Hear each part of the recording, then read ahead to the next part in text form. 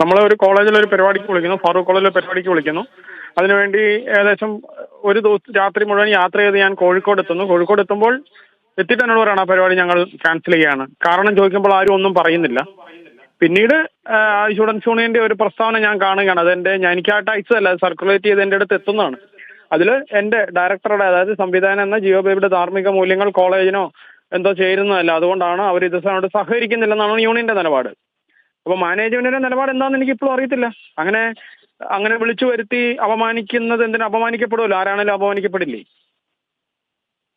ഈ പരിപാടി തന്നെ ക്യാൻസൽ ആക്കുകയായിരുന്നോ അതോ താങ്കളെ ഒഴിവാക്കുകയായിരുന്നോ? പരിപാടി തന്നെ ക്യാൻസൽ ആക്കുകയായിരുന്നു.